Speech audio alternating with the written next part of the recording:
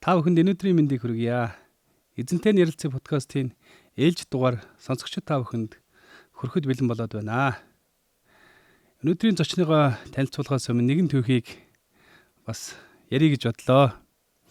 2016 оны Дуулиант наадмын дараа хүн гэж өөрөө их сэтгэлийн амт юм байдаг юм байлээ. Тэгээд сэтгэл бас нэлээд гунтсан. Тэгээд намрын нэг өдөр өглөөний зарэтгэ хийх гээд цэцэрлэг төрөлн гараад гүүж байгаад нэг ах эгч хоёртойгоо таарсан. Тэгээ ах эгч хоёр маань тэр жилийн наадмын талаар бас нилээдгүй яриа өрнүүлээд тэгээд надад нэг үнэтэй бэлэг өгсөн юм аа.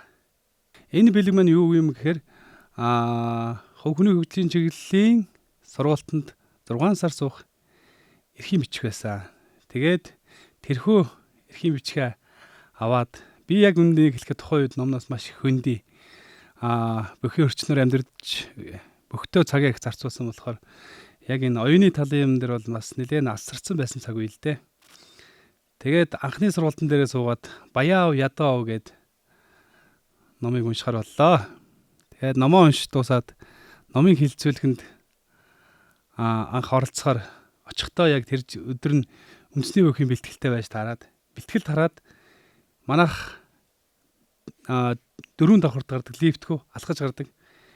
Тухайд яг бэлтгэлд хараад гэрлүү ороход надад айгүй хүнд байдаг байсан. Маш их эрч хүч энерги зарцуулсан.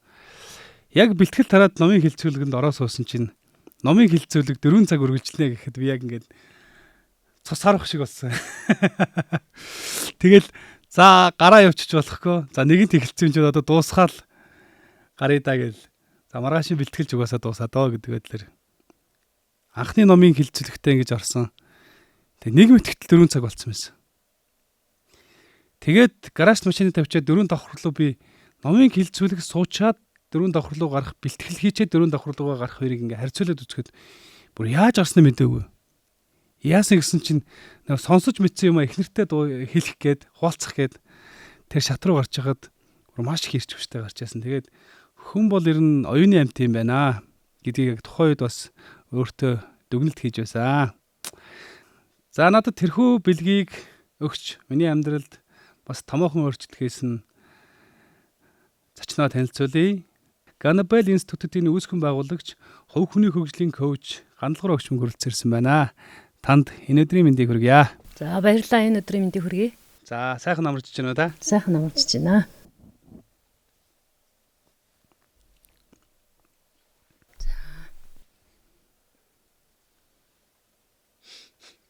За багш маань 2016 оноос өнөөдрийг хүртэл 10 гаруй номыг бас бүтээсэн байна. Тэгээд хамгийн отхон ном. Тэгээд отхон бөгөөд би жижиг бэлчээр том ном гэж одоо дүгнж байгаа. Мөн энэ номыг анх гаргахад гандлага өгч надад яриад чи энэ номыг юм нэг хянаад өгөөч гээд. Тэгээд би таны номыг хянж ирэн чадах юм уу гэд. Тэр бол нөө хүний авах хамгийн үнэтэй бэлэг. Багшаасаа ийм үнэлэмж авсанд бас их талархаж явдаг. Тэгээд энэ аз жаргалын 8 зам мөр гэдэг энэ сайхан бүтээлийг өнөөдөр зохиогч эзнэр нь яриулах ийм сайхан үйл явдал болох гэж байна.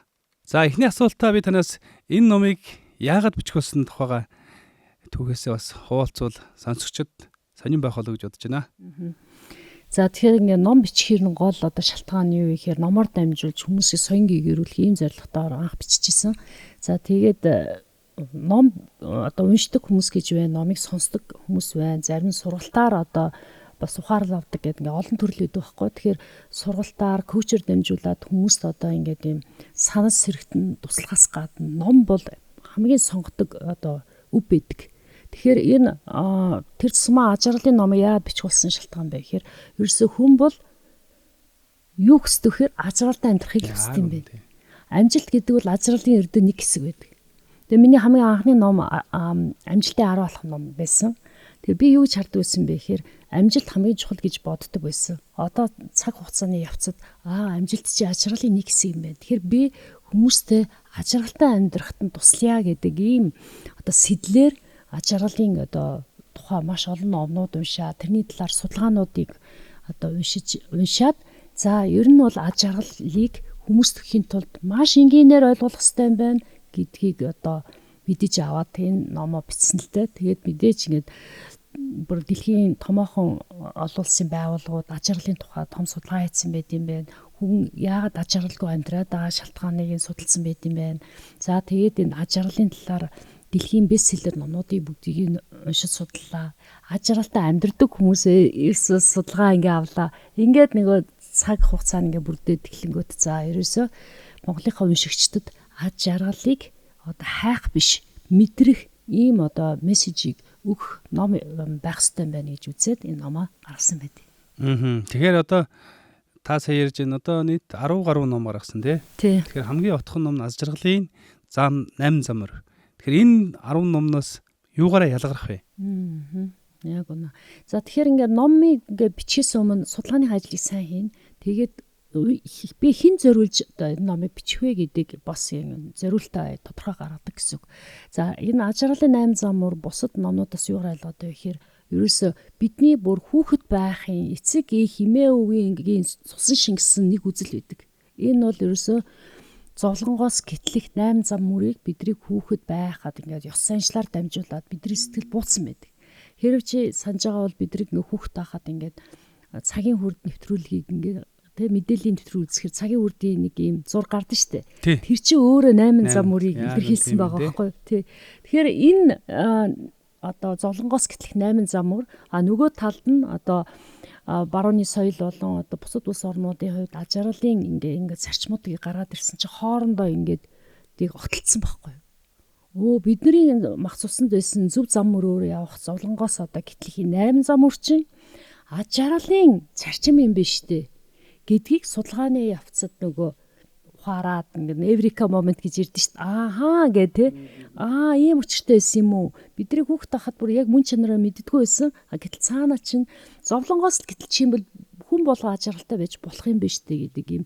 Сэтгэлийн зовлон өөрөө ингээд ажралын одоо сэтэл болох бас маш том нөлөө юм байна гэдгийг авч харангуйтаа ажралын 8 зам мөр гэдгийг нэрсэн байгаа. Тэгэхээр ингээд бидний хүүхэд байхын бүр цусан шингэсэн өөрийн мэдлгүй ярьдаг тэр зөв зам мөрөөр явах. Нөгөө зөөлөн явбал тэ зөв явбал зөөлөн замбуулын гэдэг шиг яг тэр утга учир санаа чинь ажралын зам мөр юм бэ гэдгийг ойлгож авсан ба. Тэгэхээр одоо энэ бол нэг судалгаа дээрээс бэлэг ухаан арга ухаан хоёрын одоо нийлэмжээр гаргаж ирсэн ном байна. Тэгэхээр хамгийн үнцэнтэй болж байгаа шүү дээ тий. Мөн та яг энэ номоо одоо бичихгээд эрэл хайгуул хийгээ явж байхдаа нэг найзтайгаа уулзсан байдаг тий. Найзтайгаа уулзахдаа миний төсөөлж ирснээр бол маш их том дэмжлэг өссөн болоо гэж би харсан. Гэтэл найз нь бүр шал өөр өнцөг болж харсан. Чи гэгэрцэн өөрөө тий. Энэ ном бичих болсон гэж өөрийгөө бодож гэнэ үү гэдэг байдлаар. Тэр яг тэр сегмент тань дээр нь яг хэр цохилт өгсөн бэ? Хэрвээ одоо өөр хин нэгэн ч юм уу одоо тэр хүнийг сайн мэдгүй хүн бол одоо тий одоо ямар өөр сөрөг байдлаар ч юм уу гомдно шүү дээ тий ингээд юм сэтгэл гаргаад ингээд сайхан юм хэлж яхад ингэж хандах ч гэжтэй гэж бодно. Гэтэл нөгөө хувь хүнийх нь мөн чанарыг мэднэ. Тэгээ манай тэр найз чи их сүнслэг юм бод садва тийм эмхтэй байхгүй. Тэгэхээр яавч л одоо худлаа ярихгүй тодорхой. Тэгээ миний төлөө хэлж байгаа учраас би энэ хүний үгийг авах хэрэгтэй гэд нөгөө дотор чинь ингээл уур буцалж байгаа шүү дээ. Энэ одоо яагаад ингэж байгаа юм те найзгаа дэмжихийн оронд гэд ингээд ийм бодол боронгот би энэ бодлоо хувиргасан байхгүй. За энэ хүний өгөх гээд байгаа санаа нь юу вэ? Энэ хүний сэтэл нь юу вэ? Сэтэл нь бол миний төлөө хэлсэн чин сэтгэлийн үг байсан. Тэр нь юу вэ гэхээр гандлаараа чи ажралаа мэдэрсэн үедээ номоо бичих юм бол илүү үнэн байх юм биш үү? Гэдэг үг намайг их ухааруулад тэгээд за би нэрээ болоогүй байхад бичгээд тах шиг байна. Ер нь би тэр ажрал гэдэг зүйлийг бичгээд байгаа хүн өөрөө ажралаа мэдрээ. Тэгээд тэр цагаас хойш ингээд маш их ажигламтгай болсон тий. Тэгээд өөртөө их ажиллаж эхэлсэн. Би яахаараа уурлаад идэв. Яахаараа бачимдаад идэв. Яахаараа баяр хөөртөө идэв. Тэгээд ирсэн чинь нөгөө зовлонгийн бүх шалтгаан надад байсан байгаа байхгүй. Хүлээлт үүсгээд тэг хий нэг миний хүлээлтэнд хүрэхгүй л уурладаг. Тэ? Тэгээд нөгөө юм санснаар болохгүй л уурладаг. Тэ? Ингээд эхлэнгүүт нөгөө нөгөө аж аргалын одоо ерөндөгчин өөрөө хувиргах юм сэтгэл байхгүй. Тэнгүүт би энэ нөгөө зовлонгийн шалтгаан болоод байгаа тэр уур хилэн хүсэл тачаал. За тэгээд одоо мунхаглал буюу юмыг мэдэхгүй, амьдралын мөн чанарыг мэдэхгүйгээс болоод байгалийн хуулийг ойлгохгүйгээс болоод стресстэй байгаа юм байна. Уурлаад байгаа юм байна. Аж аргал хажууд байсаар үжитл мэдрэх боломжийг өөртөө хаагаад байгаа юм байна гэдгийг судалж байхаа хавцтай мэдсэн байхгүй. Тэгээд их сонирхолтой жилийн дараа илүү 2 жилийн дараа юм байна. Нөгөө найзтайгаа бас нэг үйл явдалтай танилцаа. Тэгээд яг тэр талаар аж аргалын тухай яриа хийсэн нэг тийм эмэгтэйчүүдийн хилцүүлэг болсон. Тэгээд та яг одоо аж аргалынхаа 10 одоо тэгээс 10 гэж үнэлвэл та хэдэн оноо өгөх вэ гэдэг хүн болоос гэж асууж байна. Тий. Тэгэхэд нөгөө өөр хүн удирдаад хэлжсэн. Тэгсэн чинь дийлэн хүмүүс нь 6, 7 гэлтэй 8 гэл өгөөл. Тэгээ манай найз ч гэсэн 8-ыг өгсөн. Тэгээ би бол өөртөө 10 оноо өгсөн чинь манай бүр гайхаж хараад үнэн үү гинэ. Яг одоо миний барометр аж аргалын барометр 10-ыг зааж байна гэж маш ихтгэлтэйгээр дотор хүнээс хэлсэн байхгүй. Тэгэд яг тэр цаг мөчид за би яг номоо бичих цаг болжээ. Яг тэгвэл аж аргал гэдэг юм чи энэ юм биш гэдгийг өөрийн яс махандаа мэдэрсэн. Тэгээд мэдрээд эхлэнгүүт ингээд дотроос ингээд урсаа гараад ирж байгаа байхгүй. Тэгэхээр ингээд ийм судалгааны ажлууд чи ер нь нэг жаах ийм аргын ухааны тал руугаа тэг нэг жаах хүүтэн хүндээ идэг штэ. Гэтэл яг нөгөө өөрийн биеэр дадуулан үйлдсэн үнэн ингээ ярихаар ингээд нэг ном ч бас өөр амтай амьгүй ном гэж хэлдэг байхгүй. Тий. Масан орчуулагч бол номыг амьлуулж чаддаг. Тэр хүний одоо зохиогчийн мессежийг өгч чаддаг. А мөн тэр номыг бичиж байгаа хүн бас хоёр янз байдаг. Нэг нь бол хин нэгний санаануудыг нэгтгээд нэг бичдэг, тий? Эмгэтгэл байдлаар бичдэг хүмүүс байна. А яг сайн уншигчд бол тэрийг мэдэрдэг. А яг амьд ном гэдэг чинь бол тэр хүний алдаа оноо, тэр хүний туулж өнгөрүүлсэн үнэн бичигдээд ирэхээр яг тэр хүнтэй тэр уншиж байгаа хүнийхээ зүрх сэтгэлтэй холбогддог. Нанди юм байна шүү тий бас. Тэгэд энэ номноос ингээд харж хахад хүн болгонд бол аз жаргал өөрт нь байгаа. Тэгтээ хүн болгон тэр аз жаргалыг дандаа өөр хэн нэгнээс эрэлхийлж идэг. Тэгээ энэний нэг жишээ байгаа юм л да. Амраах тавэр цуслангийн байшинтай болох гээд тэгсэн хадам аав үлзийт нэг юм одоо цуслангийн байшинтай хажуудаа байлах эндээ байшин бариад бай гэсэн чинь таарийн төсөөлд болохоор айгүй тийм нэг гоё мод одоо устаа ийм гоё орчныг төсөөлөд байсан. Тэгсэн чинь тэгээд бас нэг 2 жил явсан байгаа юм те. Тийшээ тэмүүлээд тэгсэн мөртлөө ажил хэрэг болох яваад байсан. Тэгээ нэг өдөр хадам аавдаа хэлсэн чинь миний хүүхдүүдээ аз жаргалыг хин нэгнээс биш аз жаргалыг өөрөө бүтээдэг. Энэ түүхээ та нэг гоё ярил. Надад их таалагдсан шүү тэр. Энэ номыг уншсан хүмүүст бол тэр түүх маш хүрсэн. Яасан бэ гэхээр бид нар нөгөө аж жаргал диважин дандаа гаднаас хайгаад идэг. Тэ. Гэтэл тэр диважин бид нар өөрснөө бүтээх ёстой юм байна гэдгийг ойлгож ухаарсан. Тэгээд аавын хэлсэн үг манай аав ч өөрөө хадам аав чи философч учраас үгийг ингээд хураангуулж аваад хэлдэг байхгүй. Тэгээд тэрийг сонсоод ирэхээр яг тэр үнэн тэр дотор явж идэг. Тэгээд нэ залуу судаж яхад бэлэн гоё хаустай гоё тий орчинтай тий тэндээс аз жаргалыг мэдрэх гэдэг шүү дээ. Тийм бэлэн энд нь худалдаж аваад тэнд нь ингээд гоё мэдэрчих гээд байдаг гэсэн. Тэгээд тэр үед нь манай аав тэгээд яг тийм гоё орчин барыг голоо тий тэр үлзэтийн орчныг голоод барыг наадах чи усчаалга ой модчаалга барыг ийм лагар гэж юу эдэн л гэж хилээгөө хэрнээ тэрийг илэрхийлчихэж байгаа шүү дээ өөр газар хайж байгаа гэд. Тэгээд яг үнэнд гүйцэгдэнэ гэдэг шиг 2 жилийн хугацаанд хайгаал яваад байгаа нөгөө газар олохгүй байгаа шүү дээ. Тэгээд нэг ийм гайхамшигтай бидний ухааруулж санаж сэрхтэн тусалсан үг бол диважин гаднаас хайдгүй. Диважин өөрөө бүтээд ингэж хэлсэн. Өөрөө бүтээд. Тэгэл тэр 100 бид нар байшингаа бариад нөгөө модоо бүр эртнээс төлөвлөөд одоо бараг 250 гаруй одоо жимсний модтой. Тэгээд амар хамгаалан одоо яг мэдэрдэг тийм одоо бол өстой жижигхэн диважингийн цэцэрлэг болж хувирсан. Аз жаргалыг хамгийн одоо хүний амьдралд ойр бодит байдлаар хүнд хүргэсэн ном юм болоо гэж би ойлгож байгаа. Аз жаргалыг шашин бүх төрлийн шашин зөсөн зүйлээр ингээл тайлбарладаг хүн болгон л хүнд аз жаргалыг ойлгохыг хүсдэгтэй. Тэгэхээр юу ойлгуулж байгааг бол бодит орчлон дээр хүний яг бодит амьдрал дээр бууж ирсэн хамгийн их хүнд ойлгомжтой байдаг. Тэгэхээр энэ ном бас яг тэр талаар их давуу тал болсон юм болоо гэж би бодсон шүү дээ. Яг орчин цагийн залуучуудад уншигдахад яг тэр хэлээр нь ирсэн гэсэн үг байхгүй юу? Яг үнэ тий. Тэгээ дээр үеийн нөгөө юм сонгодог яг бурхан багшийн нөгөө шашны хэллэгээр ярихаар ондоо тусаж байгаа. Тэгэхээр энд хуургууд л энэ үеийг одоо даах бах. Бид нар бол өөр хүмүүс. Бид нар ч одоо энэ материалын ертөнцид зовж амьдарч штэ. Мөнгө олох гэж зовж байгаа ч юу н зүв зам мөр гэл те.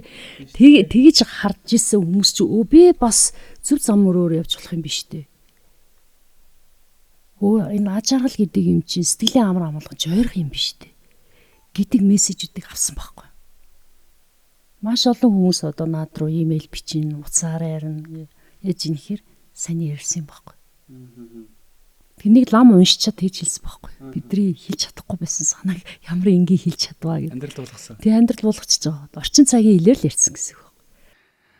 Аз жаргалын 8 зам мөр гэж байгаа. Яагаад 10 зам мөр гэж байж байгаа? Та 8 гэдэг учир нь. Яг үнэ. За миний ингээ өмнөх номнууд хэрэг анзаарсан бол 10 ийм алхам 10 бүлэг дээр дандаа бичигддээсэн байхгүй. Амжилтын 10 алхам байна. За тэгээд англи сурах 10 алхам гээл те санхүүгийн боловсролыг олох 10 алхам гэдэг ингээ 10 дээр зангиддаг. Одоо миний бичдэг технологи бол нэг 10 одоо мессежийг өгдөг ч юм уу тийм байсан. Тэгээ энэ одоо бас мэдээж ажралын одоо те одоо 10 алхам ч гэдэг бас нэрлж болно шүү дээ те. Гэтэл 10 байх шаардлагагүй байгаа байхгүй юу? Шаардлагатай вэ гэхээр ерөөс эн чинь нөгөө цаанаасаа энэ нөгөө зовлон гитлгэх 8 зам үргээд байсан тэр санаа чинь тэр чигээрээ нөгөө аж аргалын бүхэл зарчмуудыг хураан гулчихсан одоо бэлэн одоо мессеж хийсэн байхгүй. Тэнгүүт нь монголчуудын бүрсдэг одоо жаргалын 8 зам жаргалын 8 морь гээл ном байдаг те 8-ын тоонд бид нар их ач холбогдол өгөөд идэг 8 чи өөрөө бидний сэтгэл зүрхэнд маш ойрхон байдаг. Тэгээд зам мөр гэдэг юм бол те маш ойрхон. Тэр нөгөө цагийн хүр дээр гардаг 8 зохичин 8 зохис буюу 8 зам мөрийг бэлэгдэж байгаа байхгүй. Тэгээд энэ 8 зам мөрийг бид нар ингээ амьдралдаа хэрэгжүүлээд авах юм бол хүн болгон зөв зам мөрөөр утга учиртай аж аргалтай амьдарч болох юм байна гэдэг мессежийг бүр цаагаараа өгөөд идвэсэн юм байна. Тэгээд одоо нөгөө бидэнд байсан тэр 8 зам мөрийг аж аргалын философи буюу зарчимтай нэгтгэхэд энэ номны нэрийг гаргаж ирсэн. За тэгвэл өгш одоо аз жаргалын зам 8 зам мөр. За ямар зам мөр вэ? За хамгийн ихний зам мөр бол нөгөө зөв үзэл. Зөв үзэл бол бүх юмны суурь. За зөв үзлийг маш энгийнээр ойлгуулъя гэвэл ерөөсөө байгалийн хууль ертөнцийн хуулийг ойлгосон хүн бол хамгийн одоо ихний зам мөрөө мэдчихээн гэсэн үг. Байгалийн хуулийн хамгийн энгийн карма байгаа байхгүй. Та юу тарина түүнийгээ хураана.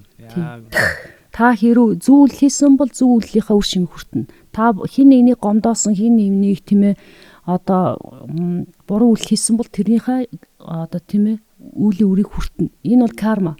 Байгалийн хууль, энергийн хууль, авах үгийн хууль гэдэг ерөөсөө энэ байгалийн зам ёсыг мэдсэн хүн бол явч буруу явдаг юм байна. Тэгээд энэ зөв үзэлийг ингээд ойлгоод ирэнгүүт дараагийн алхам гараад ирж байгаа байхгүй.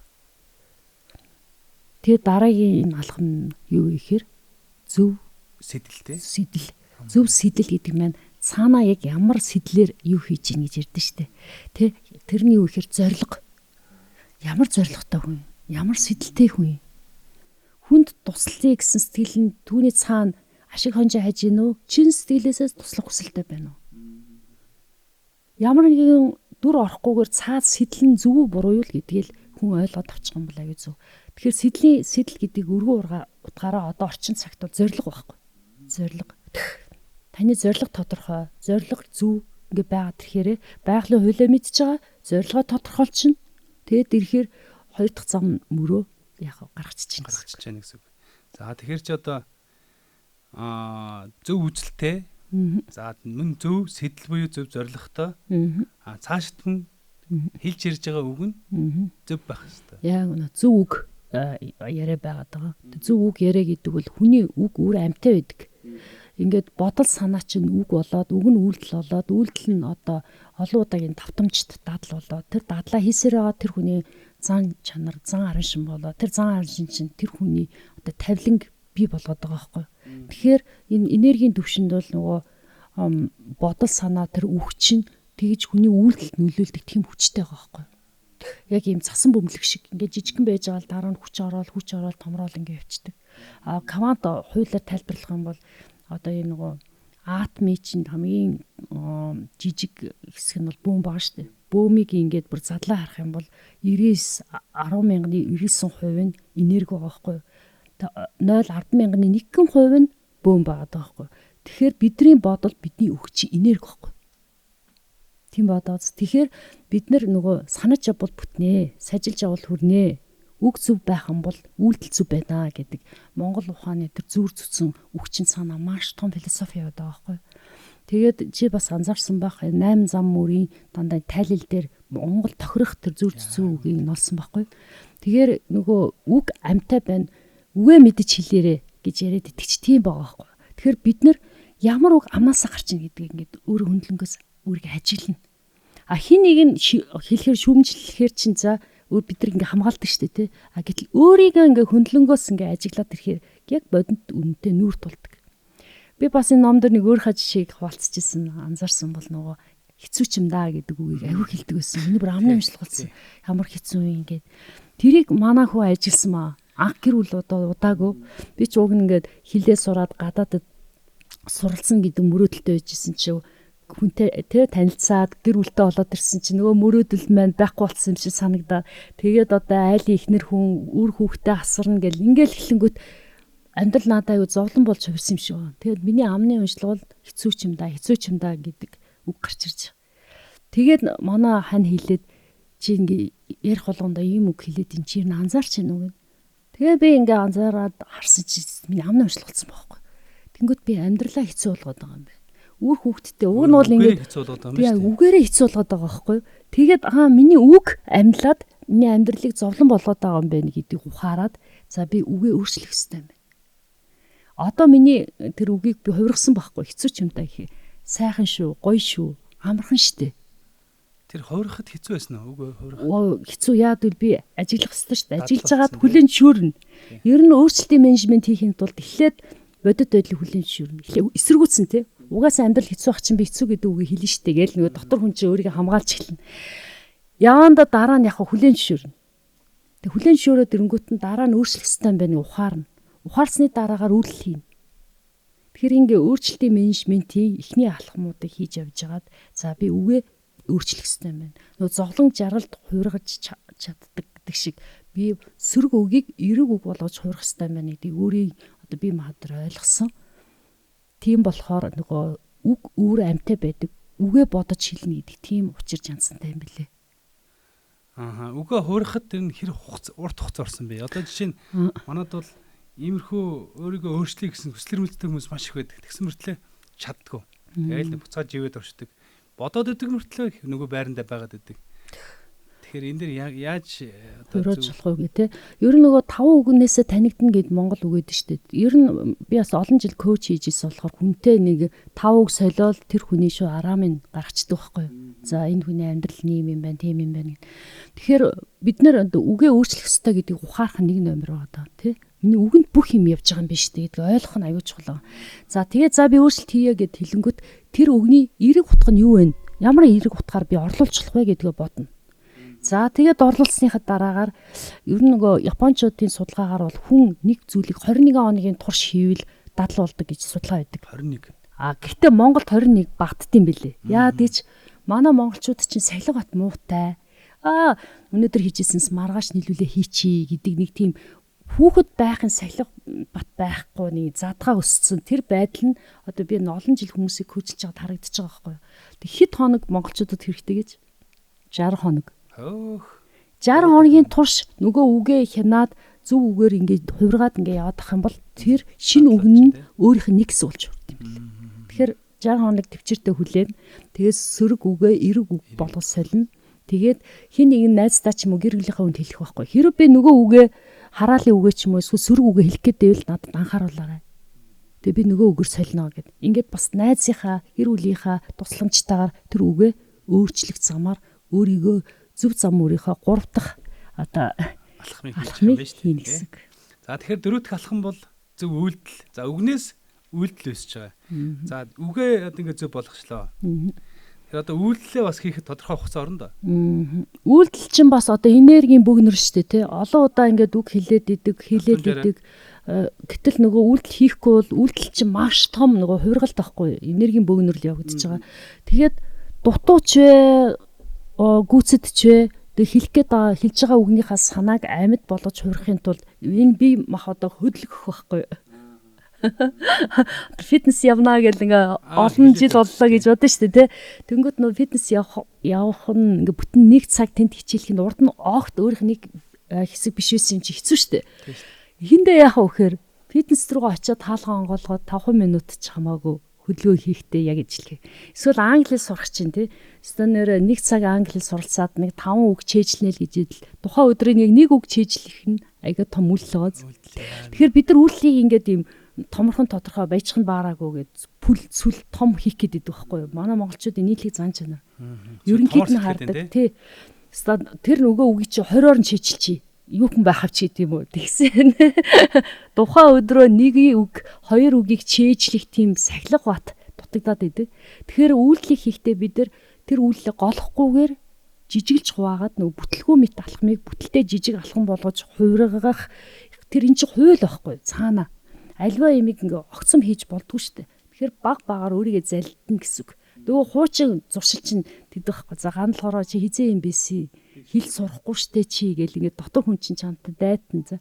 Тэнгүүд нөгөө үйл хийх гээд байгаа нөгөө шинэ ганд болгоор чинь би уг нь үйл хийх гээд штэ гингүүт чи юу олон юм ярдیں۔ Дугайл уртгаа зургатаа хараа суужээ гэл энэ дотор зодон болдог байхгүй. Тэгэхээр нөгөө хуучин зуршлаа жоохон залдна. Тэгээ би чам ойлгож байна. Тий чи амрах хэвээр. Гэхдээ би нэг 10 биш 1 үг чийжилж хийчих юм уу? Энэ дотоод дайныг удирдах тэр арга ухаанд эзэмшихийн тулд үйлээ жижигэр хийж хуучин өөрийгөө жоохон залтаагаар удирдна. Тэгээд яах вэ? Нөгөө шинэ ганд олгоор чи хуучин ганд олгоороо дамгаалаад ирэхээр өөрийнхөө хамгийн сайн хөлбөр болно гэсэн. Тэндээсээ маш их одоо нэг ирч хүч авна. Тэгээд нөгөө нэг үг цээжилдэгээс магадгүй 5 үг цээжилдэг ч юм уу те. Тэгээд өргөжөө явчих нь шүү дээ. Тэгээд үйлдэл чинь ингээд улам хүч аваад ороод ирж нэ засан бөмбөлөгч хүч аваад оронгот нь өөрт урам өгнө. Гандлахороо чи болж шүү сайн биш шүү гэдэг урмыг өгөхгүй бол бас нөгөө хуучин гандлахор чинь чи хизээ юм бэсэ 5 үг чийжилснээ өөрийгөө хин гэж бодод байгаа ч гэдэг. Яг тэгэл ингээд тэмцэл өрнөдөг байхгүй. Тэнгэж жоохон зэла хэрэглээд 5 үг болж шүү сайн байх шүү гэл ингээ яваад. За энэ үйлдэлүүдийг ингээ баг багаар хийгээд тэгэхээр аяанда хүч аваад нөгөө зөв зам мөрөөр явах 4 дахь алхмаа сайн хийж гэнэ гэсэн үг. За 4 дахь алхмаа хийчихээ 5 дахь алхам руу орохоор зөв амжиргаа. Тий. Зөв амжиргааны талаар та нэг сонсогчдод нэг сайхан ярьж өгөөч. Тий, зөв амжиргаа гэдэг бол бусдад хор хүрхэхгүй, өөрийнхөө чин сэтгэлээсээ хүсэж мөрөөдөж байгаа тэр ажлаа хийхийг хэлж байгаа. Ингээд нэг ажлаа ихээр дотроос ингээд буцлаад бүр тий, бүр ингээд хитэн ч цаг байсан хамаагүй хийд үзтээ. Энд чи зүрх сэтгэлийн дуудлаар хийж байгаа ажил байхгүй. Бас нэг ийм үг өгдөн шүү дээ. Танд тэр бом төгрөг өгөх юм бол та юу хийх вэ? Ихэнх хүмүүс ажлаа солино гэдэг байхгүй. Маш цөөхөн хүмүүс би яг одоо хийж байгаа ажлаа үргэлжлүүлж хийнэ. Тэр хүмүүс жинхэнэ зөв ажил мэргэжил олж ийн гэсэн үг. Тэгэхээр зөв амжиргаа гэдэг нь ямар учиртай гэхээр англиар бол right living буюу одоо ингээд бид нар чинь амьдрахын тулд нэг ажиллах хэрэг гарна шүү дээ тий. Цаг хугацаа ирч хүчээ нэг юм зориулах хэрэгтэй байгаа байхгүй. Хамгийн оргил цагаа тэрүүн зориулж байгаа шүү дээ. Тэгээ тэр оргил цаг хугацаагаа зөв зүйлд зориулж гин үү. Тэр зөв зүйл гэдэг нь зөв ажил гэдэг нь бусдыг яах вэ? Хохироохгүй. Бусдын сайн сайхны төлөө өөрийнхөө амьдралынхаа тэр утга учирыг биелүүлэхийн төлөө явж байгаа тэр ажил хөдөлмөрийг хилээд байгаа. Тэгээ тэр ажил хөдөлмөрөөрөө мөнгө төгрөг олно шүү дээ. Мөнгө төгрөг одоо хөрөнгө чинээ олох тэр нь зөв амжиргаа болоо орчиж байгаа. Тэгэхээр тэр зөв амжиргаа гэдэг бол ерөөсөө өөрийнхөө утга учиртай зүйл хий гэсэн зүйлээ хийдэг. Дуртай ажиллаа хийдэг. Бусдад одоо тий яг нь бусдад хор учруулахгүй ажлыг хийнэ гэсэн үг байхгүй. Тэгэхээр хууль бус ажил хийж болохгүй гэсэн үг шүү дээ. Хууль ёсны. Тий. Энийг ойлгочих юм бол ажил хийж байгаа, бизнес эрхэлж байгаа тийм хүмүүс бол маш том ухаарлыг авдаг. Би ер нь зөв зам мөрөөр явж байгаа юу? Зөв ажил мэргэжил хийж байгаа юу? Би зөв бизнес эрхэлж байгаа билүү? За зөв амжиргаан дээр та сая ярьж байна. Таны өмнө манай ээж орсон. Ээж ороод би ээжээс та магадгүй одоо 20 настай байлаа гэж бодоход юу хийх вэ гэсэн чинь би малчнаа л хийнэ гэж байгаа. Би мална. Би малыг бол сайн малж чадна гэж байгаа. Тэгэхээр яг таны сая ярьж байгаа юм дээр үндэслэхэд нөгөө зөв амьдрсан хүн байна да гэж амьдарч байгаа хүн байна да гэж ойлгохлаа. Яг үнэ тий. Ерөөсөө л өөрийнх нь өксөж мөрөөдчихсэн хий гэж үтсэн тэр зүйлээ хийсээр явсан. Одоо залуу насандаа хийгвэл тэрийгээ л хийнэ гэдэг чи яг одоо нөрөө байглаас ирсэн тэр нөгөө бэлэг гэдэг шиг бурхнаас ирсэн бэлгийг хүлээж аваад яг тэр зам өрөөр явсан байгаа байхгүй чи тий. Тэр бас надад таалагдсан. Тэгэхээр огш одоо энэ дэр зөв амжиргаа хүсэл мөрөөдөл одоо нэг үү? За. Юу зөв хүсэл мөрөөдөл гэдэг бол зөв сэтэл рүүгээ орно. Сэтэл рүү орох. Тий, тэр зориг дотор нөгөө хүний ерөнхий хүн төрөлхтний юу ер нь хүсдэг, юу гүнэт зүйл болгох юм бэ гэж судалгаа хийдэг байхгүй. Тэр судалгаанаас ингээд хамгийн их нийтлэг, хамгийн өндөр давтамжтай тийм 5 одоо нөгөө зүйлийг үнэт зүйлс болгоо явж идэг. Тэрийгэ зориг болгоо явж идэг байхгүй. Тэг хүмүүсийн нэгдүгээрх нь мэдээж гэр бүл байгаа. Хоёрдугаар эрүүл мэнд байгаа. Тэгээд ажил хөдөлмөр. За дөрөвдүгээрх нь мөнгө санхүүгийн тий сайн менежмент. 5 дугаарт нь сэтгэлийн амар амгалан. Энэ 5-ыг л хүмүүс юу хүсдэг юм бэ? Тэг энэ 5-аа тэнцвэртэй авч явахыг хүсдэг учраас нөгөө зөв сэтэл дээрээ сэтэл буюу зорилго дээрээ энэ 5-аа тодорхойлоод явж агаад тэгээд нөгөө зөв үг, үйлдэл, зөв амжиргаач бүгдээр холбогдож авчих. Тий. Ерөөсөө л зөв замруур явцсан, зөв ажил мэргэжлээ сонгоцсон тийм хүмүүс чинь өстө нэр аяндаа ажил бүтээл явж идэг. Яагаад би сая танаас ингэж асуусан бэ гэхээр миний эргэн тойр найз нөхдийн хөрөлдөнд энэ ашиг байдаг л да. Манай аав бүх байсан. Чи бүх болох ёстой гэдэг ч юм уу. Манай аав нэгтлэн байсан. Чи нэгтлэн болох ёстой гэд нөгөө эцэг их хүүхдийн хүсэл мөрөөдлийг сонсохгүйгээр өөрийгөө ажил мэргэжлийг тулгачдаг. Тэгэхээр тэр хүн чинь өөрөөс төрсөн өгөгдөлтэй байгаа шүү дээ. Тэрнийхээ дагуу амьдрах гэхээр эцгийн нөгөө нэг тулгсан хүсэл мөрөөдөр амьдрах болчдөг. Тэгээд эхлэхээр маш их тийм нөгөө өөрийн гэсэн орон зайг болоод эхэлж байгааз. Яг нь тий. Тэр яг энэ над маш их анзаарчихсэн л да. Одоо ч гэсэн анзаарэгдэж байгаа. Тэгэхээр энэ маш их буруу юм байна да гэдэг байдлаар харж байна. Яг үнэ. Одоо бид нар бас нөгөө мэргэжил сонголтын сургалт өгөхдөө маш хэмжээний дата цуглуулсан. Тэгээд мэргэжлээ сонгосон хүмүүсийн 70% нь мэргэжлээ буруу сонгосон юм байна гэдгийг хожуу ажлын талбар дээр гараад мэргэжлээ шал өөр мэргэжлэр ажилдаг ч юм уу эсвэл өөр мэргэжлэр сураа явж штэ. Яг тэр үед нөлөөлдөг 3 одоо үндсэн хүчин зүйлийн нэгийг сая өөрөө хэллээ л дээ. Эцэг эхийн нөлөөгөөр сонголтоо хийдэг гэд. Тэгэхээр эцэг эхчүүд мэдээж яг одоо би эмч учраас чи эмч болох ёстой гэдэг маань яг нөө уламжлал мэддэг нөө хаа мэдлэгэд хуваалцах сонирхол байгаа. Нөгөө талаасаа тэр би хүн чинь өөрийн сүнстэй, өөрийн ухамсартай, өөрийн өвөгдөлтөй ирж байгааг бид нэр ойлгож ухаарах хэрэгтэй байхгүй эцэгчүүд. Тэгэхээр өөр нь ухааруулад өөр мэргэжлийн сонгуул харин зөвхөн ярилцаж тэр дотор байгаа юмыг гаргаж ирүүлэх ажлыг эцэгчүүд бид нар хийж чадах юм бол хүүхдийн зам мөрөнд тэгшлээ авчих. Яа гүндээ. Тэгэхээр энэ дээр ямар нэг жишээ ярихад анх бүхийн замлаар би орж илээ. Би нэлийн олон нэвтрүүлэг дээр ярьжсэн. Тэгээ аав минь намайг барилдуулах их дургүй байсан. Аав ээж минь.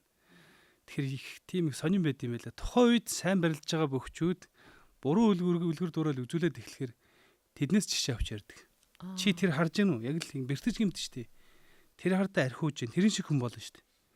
Тэгэхээр чи баталгаат амьдралгаар эцэг эхнээ хүүхдээ баталгаат амьдралыг л хүсдэг. Эрсдэлд учруулахыг хүсдэг. Уяач хингэлээ нэг одоо ч нэрийн ч марчлаа. Нэг хүүгээ. Аваа би морь унуураа гэсэн чинь үхэн дөхөө юу чи гэдэг шиг. Яг нэг эрсдэлгүй амьдралыг хүсдэг. Тэгтэл хүний амьдрал өөрөө нийл эрсдэл туулж тэрэн дотор одоо жинхэнэ аз жаргал хапиг мэдэрч явж байдаг. Тэгэхээр одоо энэ бүгдийг ингээд үзэхэд нөгөө нэг хүний дотоод орон зайд гадны ямар нэг нөлөөлөлт автахгүйгээр өөрийн орон зайдаа одоо өөрийнхөө хүсэл мөрөөдлөөр тэмүүлж амьдрах нэг чухал юм байна да гэж ойлгосон шүү дээ. Тэгээ саяны өөрийн чинь жишээн дээр эцэг их чинь тэр цэм аав чинь битгий болоо гэж агуут чи сэтгэл зүрхийн дуудлагаар бүх болсон мооз. Тэгэхээр чи аав чинь бас чамд юм чаленж өгсөн байхгүй. Сайн бод чи үнэхээр бүх тий биш юм шүү гэдэг тийм мессеж өгсөн. Чи тэгээд мэдээж аавыгаа дагаад бас та өөр мэрэгжил сонгох байсан. Гэтэл чиний өөрийн ч хүсэл мөрөөдөл тэр дотоод тэр өгөгдөл чинь ингээд гараад ирж байгаа байхгүй. Ориглоо гараад ирэхэр чи одоо яах вэ? эцэг их чинь чиний зам мөрийг чинь даагах хэвээр юм байна. Хүндэтгээ авчиж байгаа байхгүй. Тэгэхээр энэ бол маш том шалгуур. Тэг анх сумаас аймагт орж ирлээ, аймагаас хотод орж ирлээ. Энэ бүх юм дээр дандаа эсрэг байсан. Тэгээд оюутан болоод Батлангуулах их сургуульд ороод 2 сараас ороод би хаяад Шанхурал их сургуульд орж байгаа. Тэгсэн чинь аав хадаг сүү орж ирээд мөнгө ихтэй сүү орж ирээд өсгөө тавраад. За энэ хүүхд үнэхээр дийлдэхгүй мэн. Хүүг нь бүх болгож өгөөч гэдэг. Тэр яг өөрчлөлтийн одоо хууль явж шүү дээ яг энэ дэр. Яг үнэ. Эхлээ эсэргүүцсэн бааз. Тэр хүлэн зөвшөөрсөн бааз дараа нь чамд дагсан байхгүй. Тий. Хамтран ажиллагч Auru Garden Residence. Хамтран ажиллагч Төв хийцлийн төгс бүтээл Итгэлт хийц компани.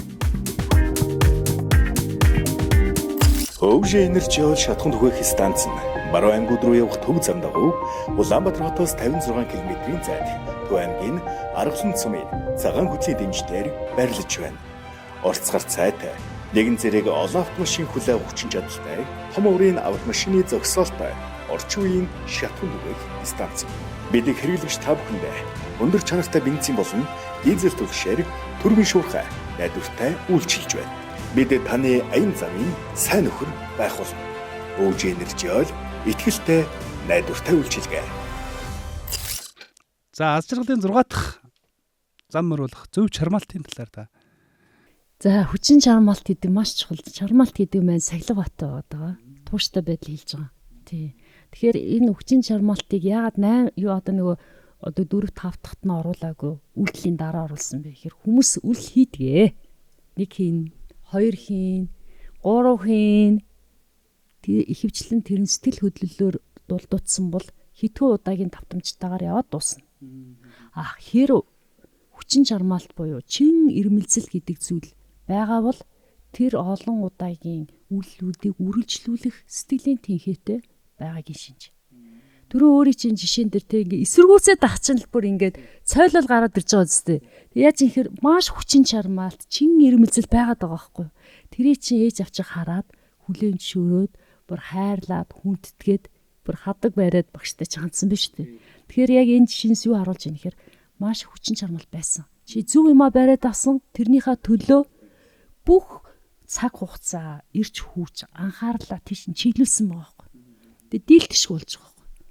Тэгэхээр тэр хүчин чармаалт ямар үед гайхамшигтай бат бөх байдаг вэ гэхээр зөв хамгийн нөө хилээд байгаа зөв сэтлээ барьж аваад тэр зөв сэтлээ улам өнгөлөх үгээ үйлдэлээ ингээд хийгээд байгаа гут нь тэр зөв үүлээ ингээ хийгээ явж итэл аяанда зөв чармаалт гэдэг юм чинь сахилга баттай гарч ирнэ. Ямар ч бэрхшээл байсан цойлол гараад ирдэг. Даравч далдаж булавч бултайд нь гэдэг чинь зөв зам мөрөөр явж байгаа хүмүүсийн бас шинж байхгүй. Хинч тэр хүнд тэг болж чадхааргүй. Тийм хүчийг дотроосоо мэдэрсэн тэр үед хүчин чармаалт гэдэг юм гарч ирдэг. Тэгэхээр хоорондоо бүгд юм шүтэн байрлагатай байдаг. Тэгэхээр энэ спортын бид нар ингээд үзэхэд анх бүхий бэлтгэл хийхэд Увс аймгийн Шандас клубын зааланд бидний юм 40-од хүүхдээс. Одоо яг спортын зам тууштай хөөж байгаа нэг гарын 5 хуруунд багтахгүй шахав болчихж байгаа. Энэ дээр яг таны хэлээд байгаа зөв чармаалт харагдаж байна гэж ойлгож байна. Яг үнэ. Тэгээ зөв чармаалт чинь нийлбэр нь юу вэ гэхээр сахилга бат. Хатуужил 2 байдаг. Тэгэхээр нөгөө юм сэтгэл хөдлөл бол нэг юм метрлээ ярих юм бол 1 км явуулна. Гэтэл нөгөө хүчин чармаалт буюу энэ сахилга бат чинь 10,000 м, 100,000 100,000 км ч юм уу явуулахаар тийм хүчийг дотроос нь хүчээдэг байхгүй. Тэгэхээр тэр хүчин чармаалт хүн болгонд байгаа. Гэхдээ тэрийг зөв олоогүй, зөв буруу мэрэгжил сонгоцсон, буруу ажил хийж байгаа тийм хүмүүс чинь нөгөө бүр ингээд хүчилдэггүй үстэй. Тэгэхээр чи ингээд дахиад өөрөөсөө асуу. Би яад хүчин чармаалт гарахгүй байгаа юм бэ?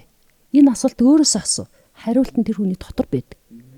Би ингээд чармаалт гарахгүй байгаа юм биш үү? Ингээд би өсөхгүй байгаа юм биш үү?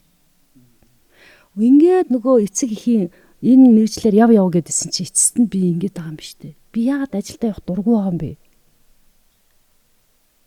Энэ бүх асуултад хариулт хүүхний өөрийнх нь дотор байдаг. Тэгээ энэ номон дээр ингээд тухайн зам мөрийн тухай болоод дуусны дараа дандаа өөрөөс асуух асуултууд бэлдээдэгдсэн байхгүй. Бүх хариулт дандаа өөрт нь байдаг. Яг үнэ. Коуч хүний хийдэг ажил юу гэж зөв асуулт асуух. Тэр асуултын хариулт нь тэр хүнд өөрт нь байдаг. Хэрэг болох нь чухал. Олох нь чухал. Тийм. За ментор хүн болохоор ингээд зүйлчдэг байхгүй чи инг тэг баруун тишаар зүүн тишаар тий боссуу гэдгийг ингээ хэлээд өгнө. Коуч хүн бол зүгээр асуулт асуугаад тэр хүнийг дотроос нь сэрээдэг, дотроос нь хөдлөгдөг тэр ажлыг хийдэг. Тийм учраас хүн өөрөө өөрийгөө коучлж болно. Тэхийн тулд өөрөөсөө асуулт асууна. За аз жаргалын зам мөрийн 7 дахь зам мөр зөв анхаарал одоо чармаалт тавьж хагаад тэнд маш их анхаарлаа төвлөрүүлж хий гэсэн үг гэж байна. Яг үнэ. Анхаарал өстой гайхамшигтай зүйл юу гэхээр таны анхаарал хаана байна? Тэр зүйл тэлж томорч бийжиж бодит болдог. Тэр анхаарлын цаана цаг хугацаа нөгөө мэдлэг туршлага бүх юм тээж явж идэг. Одоо миний шүтдэг тэр хүнийг дагаж дуурайдаг хүмүүний нэг бол Oprah Winfrey гэж хүн байна. Oprah бол сэтгүүлч одоо хэдэн сая хүмүүсийг сэрээж зөв зам муурлуу чиглүүлсэн юм эмэгтэй. Oprah-гийн сүүлд одоо бол нөгөө айгу хумсран сэрсэн сүнслэг төвчний юм ярьдаг юм эмэгтэй болсон л доо. Тэгээ тэр хэлжсэн байхгүй юу? Миний анхаарал хандуулсан болгон биелэл болсон. Миний анхаарал хаана нэсэн хэр бусдын сайн сайхны төлөө. Тэр энэ жирийн одоо хүмүүсийн амьдралыг дараагийн түвшинд гаргахын төлөө зовж байгаа хүмүүсийг одоо жаргалтанд хувирахын тулд би бүх анхаарлаа хандуулсан, нэвтрүүлгээж тэгж хийдэг байсан, хөтөлтөөч тэгж хийдэг байсан. Миний подкаст бүгд тийшээ чиглэсэн. Түүний үр шимээр олон сая хүмүүсийг зөв зам мөрлөө чиглүүлж чадсан.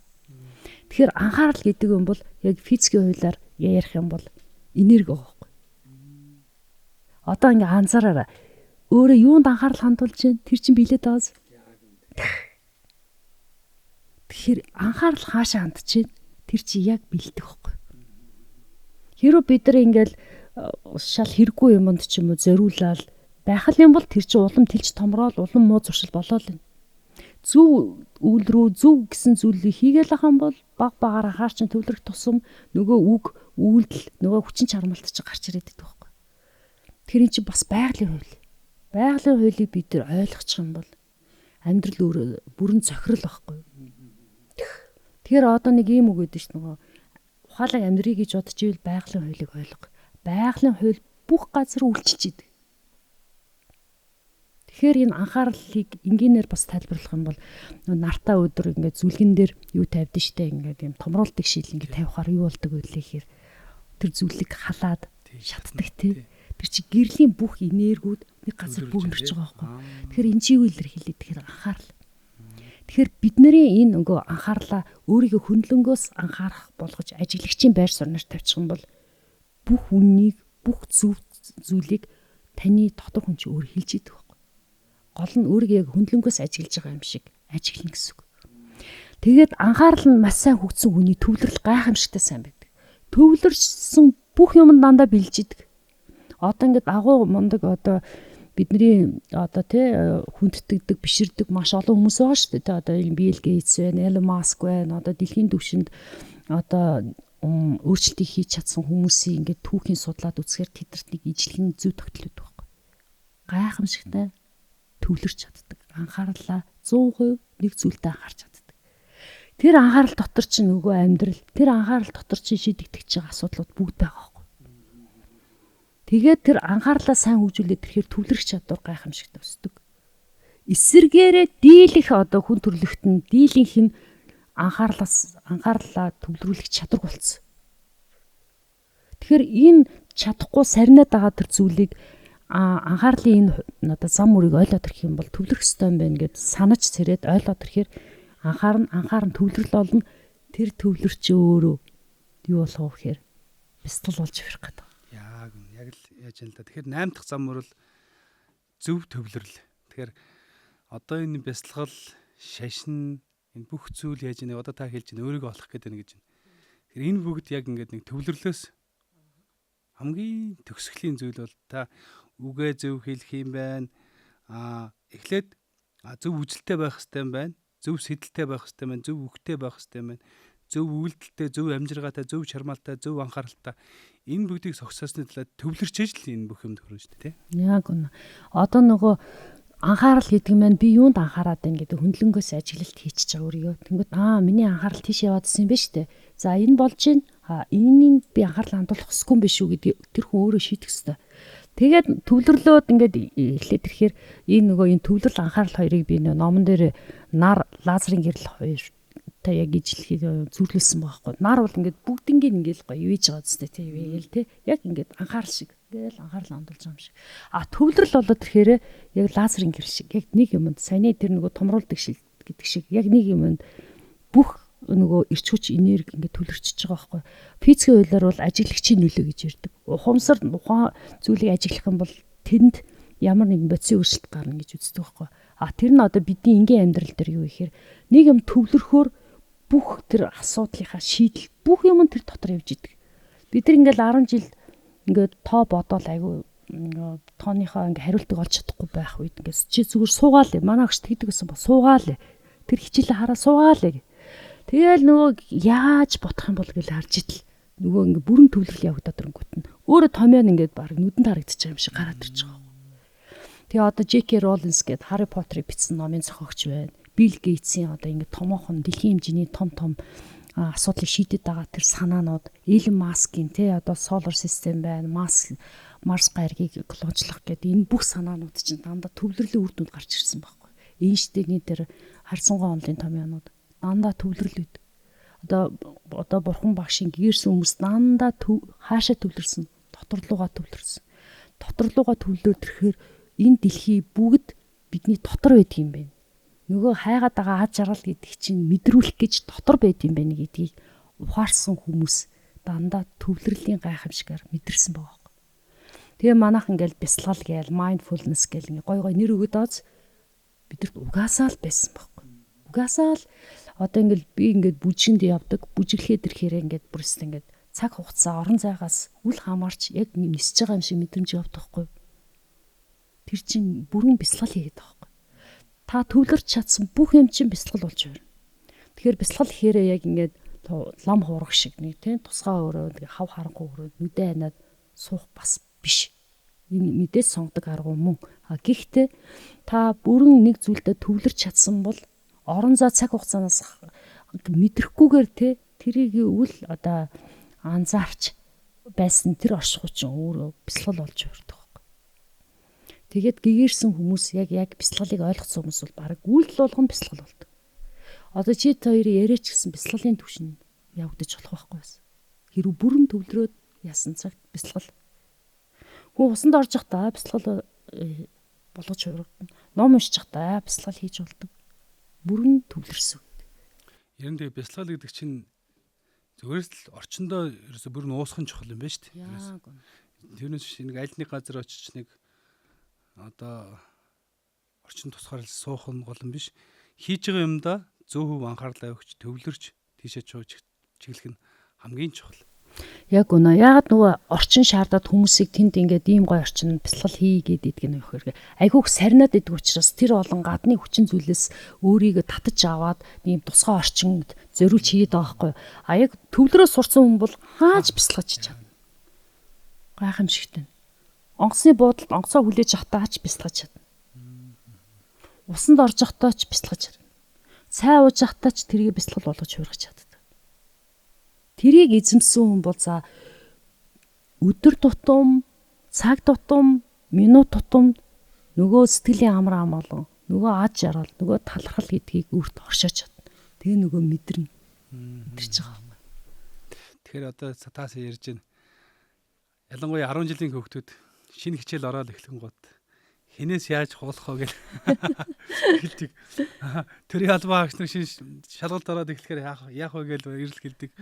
Хүн болгон тулгамчдаг зүйл шүү дээ. Тэгэхээр элдийн янзын гаднаас ирэлхэлэх биш өөрөө төвлөрөөл маш сайн сууж чадхад орхноо учрыг нь ойлгочих юм шүү дээ. Тий, учрыг нь олоод хужрын тунгаан гэдэг чинь зөв төвлөрлийн үр дүн багхгүй юу? Яг үнэ тий. Тэгэхээр төвлөрөх бол хамгийн чухал. За тэгэхээр аз жаргалын зам 8 замаар ингээд ойр хоорондоо уялдаатай ингэж оршиж байна тий. Яг юм шүтэн барилгатай буюу бие биенээсээ хамааралтай байгаа байхгүй. Тэгээд энэ яагаад зүгээр 4 биш 5 биш 8 гэдэг ахаар 8 чи буцаал ингээ бие биенээсээ ингээ хамааралтай оршоод байгаа болохоор хоорондоо ийм ач холбогдолтой байгаад байгаа. Тэгээ энийг зүгээр маш энгийн одоо нөгөө жишээ рүү зүйрлүүлэх юм бол чи ч гэсэн яг энэ 8 зам мөрийг хэрэгжүүлсэн байгаад байгаа байхгүй юу?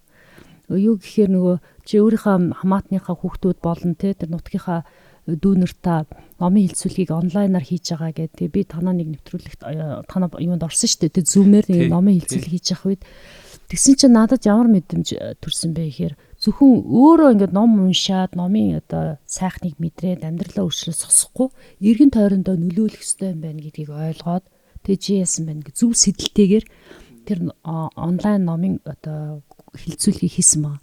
Тэгээд нэг удаа ч хийх биш олон удаагийн давтамжтайгаар хийгээд эхлэнгүүт хүүхдүүд болон тэр номын клубт орж байгаа хүүхдүүд чинь амьдралд нь өөрчлөлт ороод нөгөө айгуу томоотой өөрийгөө илэрхийлдэггүй байсан хүмүүс чи илэрхийлдэг болсон тий. Би нэг хэд хэдэн дугаарын дараа орсон чи пүүкстэй би ингэж амьдрал өөрчлөж гарсан. Би одоо энэ ном уншиж байгаа гэсэн чи би бүр ингээл нүд бүрээ тий гайхамшигтай урд нь ямар байсан одоо ямар байсныг ингээ ажилласан учраас тэгэхээр яаж юм хэр одоо чи яг энэ 8 зам мөрийг маш энгийн яг энэ тохиолдолд бол хэрэгжүүлсэн байгаа байхгүй зөв сэтлэр үгээрээ үлгэрлээд олон удаагийн давтамжтай үйлдэл хийгээд тэгээд энэ эдгээр маш өөрөө их завгүй хэрнээ зав гаргаж агаад нөгөө номын хэлцүүлгийг бүр ингээд амьдралынх нэг хэсэг болгоо хувиргачихж байгаа байхгүй. Тэгэхээр нүүр шимнэг гараад эхэлнэ. Нөгөө хүүхдүүд чинь эргээл нөгөө ажил мэргэжлээ зөв сонгоно, хань ижлээ зөв сонгоно. Маш том юмны эхлэлийг нь өөрөө тавьсан байгаа байхгүй. Тэгэхээр одоо нэг 8 зам мөрөөр явна гэдэг чинь нэг тэнгэрийн юм биш. Бүр өндөр түвшний хүн биш. Хувраг одоо тийм мундаг тийм эрдэмтэд хийх албагүй. Жирийн хүмүүс хүртэл зөв амьдралын зам мөрөөр явах боломжтой байхгүй. Тэр хүмүүс бас энэ номыг уншаад хөөх би чинь бас зөв зам мөрөөр алхаж байгаа юм байна. Аж аргал чи миний хажууд байсан юм байна тий. Би ерөөсөө талархаж чаддгүй байсан бол талархаад ирсэн чи аж аргал гэдэг юм чи дотроос ундраад гараад ирлээ штэ гэх байдлаар ингэж ийм өөрчлөлтийг мэдэрч явж байгаа. Тий. Ерөнхийдөө ах トゥ нарынхаа хүүхдүүдэд энэ хөвгөрийн хөгжлийн сургалт орох сэтэл анх танаас үүдэлтэй. Тэгээд номын хэлцүүлэгт очих болгондоо би яг дурлж очижсэн. Би дээр хэлжсэн бэлтгэл хийгээ барилдаг бид нар энэ оюуны одоо хөрөнгө оруулалтаас жаахан хол өссөн. Яг тэрүүг та айгу сэдрэж өгсөн. Тэгээд сүүлдээ би ингээд номнаас алддаг болсон. Тэгээд хүнийг нөлөөлт юм байлээ. Тэгсэн чинь манай эхнэр дагаад ороод ирсэн. Тэгээ манай эхнэр чи одоо яг надтай адилхан ингээл үзэл тэгэл явж исэн чинь яг хүүхний шилжилтийн нас ингээд болоод эхлэхээр хувьсж эхэлдэг. Хаашаашаа хувьсж эхэлдэг. Тэгэхээр энэ бүгд ингээд нэлээ анзаарсны эцэст энэ манай өөр төрний ах トゥ нарынхаа нэг 10 хүүхдийг нэгтгэж чагаад яг хүүхний хөгжлөөс сургууль орлоо. Анх ороход нэг өмнөхнөр амарг байсан. Бүгд ичимхий бүрэг шал өөр юм бодож байгаа шүү дээ. Тэхийн хүүхдүүд ном барьж аваад яриад байдаг. Тэгэл нэг хэд оролтны дараагаас хүүхдүүд дуршиж ирсэн. Тэгэн гут за та нар ер нь нэг сайн явахгүй болчих юм уу гэл тэгэн гут. Үгүй орно гэж бүгд тэгэл. Тэгээ одоо 2 жил гарам явхад тэнд дахиж шинээр хүүхдүүд бас нэмэгч орж ирж байгаа байхгүй юу? Сонирхоод тэгэхэд бүр шаал өөр болсон. Тэгэхээр номны эд шид гэдэг бол хамгийн гол нь бас энэ юм байна гэж би ойлгосон. Тэгээ маш их баярлж өгдөг шүү танд. Тэгээд дүүнэр хүүхдүүдээс маш их урам авсан. Тэд нар хөгжөөд эхлэхээр хөөх болдгийм байна. Тэгвэл цаашд би яах вэ гэвэл энэ одоо эд шидтэй юм шиг номыг тухайн эз дээр нь ярьвилж олон нийт төрөх нь бас хамгийн зөв мессеж олон хүнд бас буян болох юм байна гэдэг үднээс энэхүү подкастыг хийх гол зориг маань ингэж арсан. Тэгээд эхний дугаарт ээж минь орохтой хэлсэн. Би ер нь чадах юм уу гэдгсэн чинь. Чадна л гэж байгаа бол чи чадна штэ гэдэг. Тийм штэ. Форд юу хэлсэн бэлээ шүү. Фордгаа таны ээж хоёр чи ижил сэтгэжилээ шүү гэдэг. Тий. Тэгээд ном руугаа эргэж ороход энэ аз жаргалын 8 зам мөрийг та ингээд сая бүгднгийн 8-ын ингэж тохоо бүрдэн тайлбарлаж одоо ойлголоо. Тэгээд хамгийн энэ 8 зам мөрийн амин сүнс нь энэ тунхагт байгаа юм болов гэж ойлгосон. Зам мөр болгоны дараа тунхаг явж байгаа тий. Тэгэхээр та юу байгаад нэг тунхагийг хоёлаа нэг сонсогчдоо яг тунхаг гэж юу юм бэ гэдгийг нэг тайлбарлаад бас ойлгуулчихвал их чухал болоо гэж ойлгож байна. Яг үнэ. Тунхаг өөрөө их ич хидтэй. Яа тэгэхээр тунхаг бол ерөөл шиг эрг утгатай байдаг. Тарин шиг олон удаагийн давтамжтай байдаг учраас хүч ордог байхгүй. Тунхаглаар дамжуулж өөрийнхөө үг, үйлдэл, хүчин чармаалтыг бодит болгож хувиргадаг. Маш их хүчтэй. Нөгөө оюун бодлоороо өөрчлөлтийг хийх хамгийн том нөгөө эргэлтийн цэг бол тунхаглал байгаа байхгүй. Тэгэхээр тунхаглал буюу энэ тунхаг сайныг ийм эрг утгатай тий олон удаагийн давтамжтай хэлдэг учраас өөрийнхөө хамгийн сайн хувилбарыг ямар хүн болохыг хүсэж байгаагаа төсөөлж бодоод тэгээд тэрийгэ олон удаагийн давтамжтай хэлнэ. Тэгээ би бол сүүлийн 20 гаруй жилийн турш өөрийнхөө одоо тунхаглалыг цохоогоод ингээд хилээд яг ингээд хэндээ ингээд худлаа юм шиг санагдаад би тийм хүн биш штэ гэл те худ оргиод байгаараа ч гэдэг. Дотор хүн чинь нөгөө байлдаж байгаа байхгүй. Тэгэл нөөдөг чинь нөгөө гандан буурахгүй за энийг одоо олон удаагийн давчрамжтай хэлэх ёстой шүү гэл ингээд хилжээт л сүулдэ тэр үгнийхээ мөн чанарыг ойлгов. Тэр үгнийхээ нэг хэсэг болно. Сүулдэ би угаасаа те аж аргалтай алсын хараатай өөдөр бодолтой өгөөмөр сэтгэлтэй те гэр бүлдээ халамжтай гоо сайхантай анхаардаг. Ээж авдаа ачлалтай их орондоо хэрэгтэй. Ийм хүн юм биш те гэдэг итгэж хэлдэг. Итгээд ирэхээрээ миний үйлдэлүүд олон удаагийн давтамжтай үйлдэлүүд яг тэрийг бүтээхийн төлөө ажиллаж эхэлдэг. Тийм учраас энэ нөгөө 8 зам мөрийг хүмүүс шууд уншаад амьдрал дээр хэрэгжүүлэх хэцүү байгаа. Тэгтээ тэрийг амьдрал дээр нь шууд хэрэгжүүлээд зөв зам мөрөөр нь одоо тэ алхуулах маш чухал нэг алхам бол тунхаглал. Тэгээ тэр тунхаглалыг нь бид нар ингээд цохоогоод өгсөн байгаа байхгүй юу? Одоо ямар зам мөрийг тэ тунхаглал болгомоор байна. Тэгэл тэрийгээс одоо яг хэлнэ гэсэн үг байхгүй тэ. За жишээлбэл нөгөө зөв сэтлэгээ 70 дугаар хуудсан дээр байгаа байхгүй юу? Зөв сэтэл зам мөрийн тунхаглал. Тэг өөрийнхөө нэрийг хэлнэ. За пүрүүжөө огта ган долгор би гэдэг шиг чи өөрийнхөө овгийг өөрийнхөө нэрийг хэлдэ 70 дугаар хуудсан дээр. За пүрүү өөхтө бүрэн төгс би. Сэтгэл минь амар амгалан. Сэтгэл минь амар амгалан. Санаа сэтэл минь зөв байг. Санаа сэтэл минь зөв байг. Саруул бодол минь замчилж. Саруул бодол минь замчилж. Саадыг даван гарах чадaltaй байг. Саадыг даван гарах чадaltaй байг. Ажил үйлс минь тэгш дүүрэн буянтай. Ажил үйлс минь тэгш дүүрэн буянтай. Арга бэлгээр амьдралаа залуурдаж байг. Арга бэлгээр амьдралаа залуурдаж байг. Гэр бүл минь хайраар дүүрэн. Гэр бүл минь хайраар дүүрэн. Гигэн өдрүүдийг хамтдаа бүтээж байг. Гигэн өдрүүдийг хамтдаа бүтээж байг. Гэдэг энэ тунхаглалыг өдөрт бүр 5-10 удаагийн давтамжтай хэлнэ. Тэгээд ирэхээр би чи зөв сэтлэлээр амьдрах ёстой штэ гэдгийг санаж сэрэгтэн туслаад байгаа байхгүй. Баян хэлээд тахаар бид нар чинь ам дотор умааны байдных юм гэл нэмт орчдөг чинь ямар ч утга учиртай байсан мэдэхгүй те. Гэтэл бүр ингээл нэг муу 100 юм болонгот тэрийг ингээд таг гэж хэлчихэж байгаа. Тэр чинь тарина байгаа байхгүй. Олон удаа давтамжтай хэлж байгаа. Гэтэл Монгол яруу сайхан үгээрээ өөрийнхөө хамгийн сайн хувилбар болохыг хүсэж байгаа. Тэрийг төсөөлөн бодож бичээд түүнийг олон дахин давтаж хэлэх юм бол яг тэр одоо төсөөллөөрөө хүн амьдрдаг байхгүй. Тэгэхээр энэ олон дахин давтамжид давтаад байгаагийн гол утга учир нь дотоод хөндөө ойлгуулах л гэдэг юм байна шүү дээ тийм ээ. Яг ойлгуулах. Бүрэн төгсөө чи ийм хүн шүү дээ. Чи чадна штэ л гэдгийг олон удаа ингэ хүчээр хэлж байгаа байхгүй. Тэгээ нөө өн чи тийм юм байна гэдгийг хүлээж эхлээ эсэргүүцэн. Тэгээ дараа нь хүлээж зөвшөөр. Дараа нь ойлгоод тэгээ дотор хүн чинь тарих зүрх хоёр чинь нэг хүн болдог байхгүй. Хэрвээ энэ хоёр нэгэн цул болсон тэр цагт бол бүр гайхамшиг бүтээн. Хамтран ажиллагч Auru Garden Residence. Хамтран ажиллагч Төв хийцлийн төгс бүтээл Итгэлт хийц компани. Өвжи энержиол шатхан түгээх станц нь Баруун аймагуд руу явах төв зам дагуу Улаанбаатар хотоос 56 км-ийн зайд Төв аймгийн Аргасан цумын цагаан хөтлийн дэмжээр байрлаж байна. Орцгар цайтай нэгэн зэрэг олон автомашин хүлээх хүчин чадалтай том өрийн автомашины зогсоолтой орчин үеийн шатхан түгээх станц. Бидний хэрэглэгч та бүхэндээ өндөр чанартай бензин болон дизель түгшээр түргэн шуурхай найдвартай үйлчилж байна. Бид таны аян замын сайн нөхөр байх болно. Өвжи энержиол итгэлтэй найдвартай үйлчилгээ. Түрүүн тавс тэмдэглэлийн талаар ярьлаа. Тэгэхээр таны гаргасан бас нэг шидэт бүтээл байна. Хаж дэвтэр. хийх ажлын жагсаалт. Тий. Монголчууд болохоор нийтлийн соёл иргэншилтэй 2 цагийн хооронд амьдардаг. Хэзээ уулзахын өдөөс өмнө уулзнаа. Өдөөс хойш хүрээд ирээрээ гэдэг.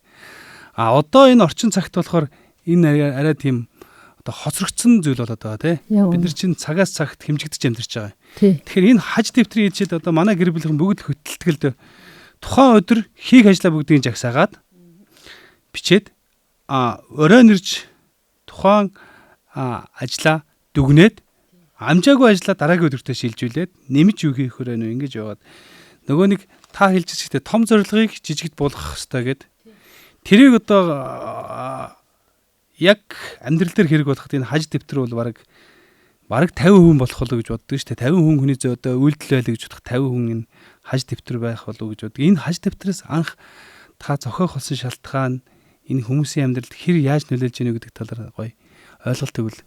Тэгээ анх хаж дэвтрийг зохиосон шалтгаан би өөрөө энэ бас нөгөө Монгол хүн миний цусан толсон Монголд цус урсж байгаа шүү дээ тий. Анх Америкт очичоод ингээд нөгөө Америкчуудын тэмдэглэгээний арга айгуу деталь байсан байхгүй бүр айгуу наривчлалтай. Баг 15 минутын зайтай төлөвлөхий шаардаад байдаг. Гэтэл би чинь жинхэнэ Монгол хүн чи тий стандараа ерөнхийд нь харж болох гээд байдаг. Тэгээ надад бол ингээд яг айгуу том зөрчил үүсчихсэн. Тэгээд би ямар сандаа нэг маш үнэтэй тэр дэвтэр дээр зүгээр хийх ажил жигсаалт хичээл нэг өөр хараа нэг хэдэн ажил амжуулсан даа ингээл бичдэг явж исэн. Тэгээд би юу гэж ойлгосон бэ гэхээр монголчуудын сэтгэлгээний онцлог эднийхээс ондоо юм байна. Бид нар деталь хардаг. Бид нар чинь том зургаар нь ерөнхийд нь хардаг байхгүй юу? Тэгвэл ерөнхийд нь хардаг гээд детальч хардаг ажлаа одоо үүсгэж болохгүй юм байлээ.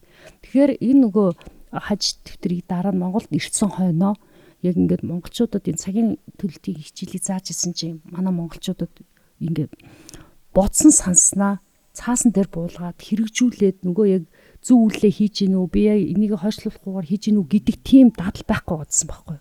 Зүгээр ингээд цээжинд бүх юм толгой дотор тийг ингээд гэдэг. Гэтэл хүний толгой ядарна тий ачаалал аав. Тэгэхээр тэр бодож санаж байгаа тийг ингээд амжуулах гэсэн юмудаа цаасан дээр буулгаад өөрийнхөө тарихад чөлөөлөх хэрэгтэй болоод байгаа байхгүй. Тэгээд том зургаар нь ингэж амжил өөрийнхөө амьдралынхаа зорилгоо тодорхойлох хэсэг нь урдаа байгаа. Зорилгоо гаргачлаа. Зорилгодоо хүрэхийн тулд тэр зорилгоо жижиг алхах юм болоод өдөртөө зовлонгүйгээр жижиг хийх байна. Тэгэл багаар хийгээд тэгэхээр аяанда хүрнэ. Нөгөө өөрөө аяанда хийх ёстой юм хийгээд итэл нөгөө зорилго нь араас нь ирдэг байхгүй. Яг тэр аргачлалаар битсэн. Одоо ингээд нөгөө одоо 11 жилийн хугацаанд улам төвлөршөөд сайжраад одоо нөгөө энэ дээр өөртөө тухайн сард урам өг хүүхнүүд тухайг бичих зай 7 хоногоор тухайн өдөр цаг хугацаагаа ингээд ийм дүгндэг эргцүүлэн боддог тийм хэсэг ороод ирсэн байгаа байхгүй. Тэгэхээр өөрөө чи хэлдгээр яг үнэ манай монголчууд хамгийн миний мэдээсээ хүсээсээ гэж бодож байгаа юм гэж цаг хугацаа гэдэг гайхамшигтай нөөцийг бүрэн ашигламаар байна. Дандаа хойно дандаа харамсдаг байхгүй. Тэгээ би бүр тусдаа ийм ном гаргаж ирсэн тийм төвхтэй. Тэгэхээр энэ хаж дэвтэр бол монгол хүний сэтгэлгээнд тохирсон ерөнхийгөөс нь наривчлах бүхлээс бутархаа руу сэтгэдэг тийм сэтгэлгээнд тохируулж бичсэн учиртай. Нэг замбраагүй сэтгэдэг хүмүүс өдөн штэ. Тэгээд нэг өдөр нэг баах ажил төлөвлөж тэндээ төртэй л хөрөхгүй бол стресстэй л тэгээд тэр нь өөрт нь ачаа болоод те.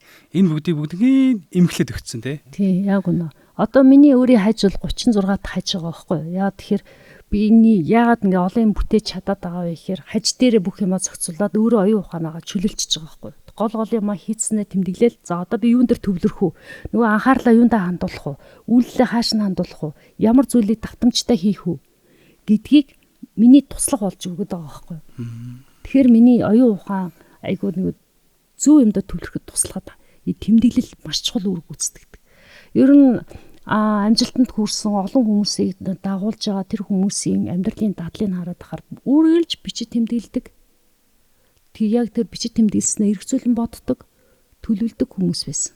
Тэгэхээр бид нар тэдрээс суралцмаар байна. Бид нар одоо суурин соёлоор амьдраад одоо нэг 100 жил болж байна тий.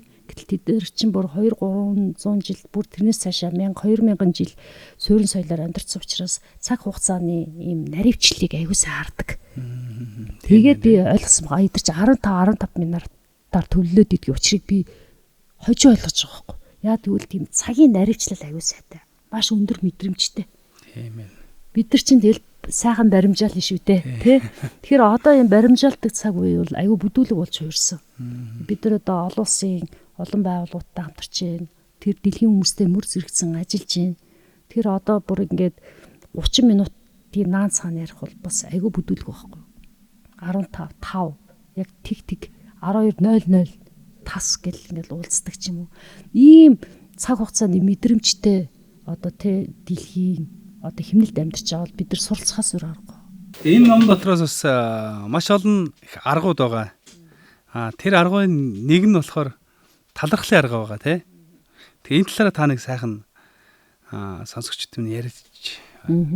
За талархал бол өөрөө зовлон жаргалд болгож хувиргадаг маш чухал арга нэг байдаг. Яад вэ гэхээр хүн талархаж чадахгүй бол тэр ад жаргалыг мэдэрдэггүй.